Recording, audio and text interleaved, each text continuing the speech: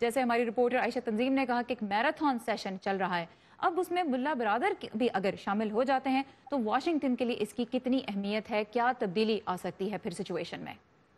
बहुत शुक्रिया सारा, आपने मुझे अपने शो में बुलाया। मुल्ला बरादर का शामिल होना एक बहुत ही अच्छी बात है, क्योंकि जैसे आपकी ब्यूरो चीफ ने भी कहा कि अमेरिका को ये था कि कोई हाई ऑफिशियल तालिबान मौजूद नहीं है इनके दोहा के दफ्तर में।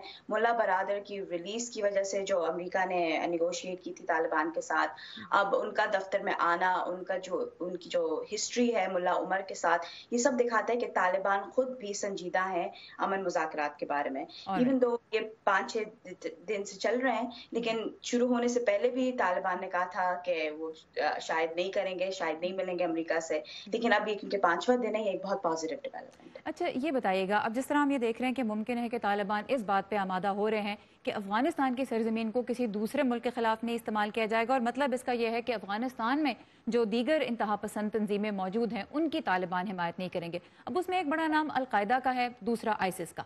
अलकायदा पहले ही कमजोर हो चुकी है, लेकिन आइसिस तालिबान की भी दुश्मन है। ये बताइए, इस तरह के वादे तो तालिबान पहले भी कर चुके हैं, इस मर्तबा उन पर भरोसा क्यों किया जाए? देखिए, ये जो इस तरह के वादे हैं तालिबान ने सिर्फ बहुत अरसे पहले नहीं किए, बल्कि आप समझें जब से 2001 से जब अमेरिका ने अपना ऑपरेशन एंड्यूरिंग फ्रीडम लॉन्च किया था, उसके बाद से ही तालिबान को अंदाजा हो गया था कि उन्होंने गलती की थी अलकायदा की मदद करने में। और तो अलकायदा के साथ तो बहुत ही आप समझे पिछले 10 साल से एक रिफ्ट हुआ है। जहाँ तक आइसिस खुरासान की बात होती है, आइसिस खुरासान जो है वो और तालिबान बिल्कुल दो अलग अलग चीज़ों पे उनकी आइडियोलॉजीज बिल्कुल अलग अलग हैं एक किस्म के, और उनके जो गोल्स हैं वो अलग हैं, तो वो एक दूसरे के दुश्मन हैं। अब तालिबान का ये कहना कि वो अब आइसिस की मदद नहीं करेंगे, मेरे ख्याल में ये इतनी बड़ी कंसेशन नहीं है जितनी अमेरिका के अखबारात में इसको पेश किया जा रहा है।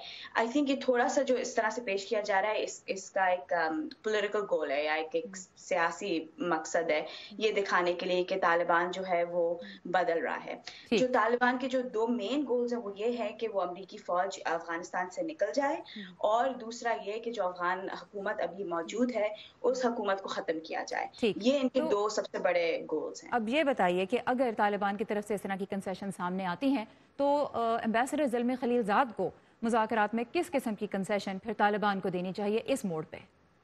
इस मोड़ पे सबसे पहली बात है कि ट्रूप विड्रॉल का एक टाइम टेबल बनना चाहिए।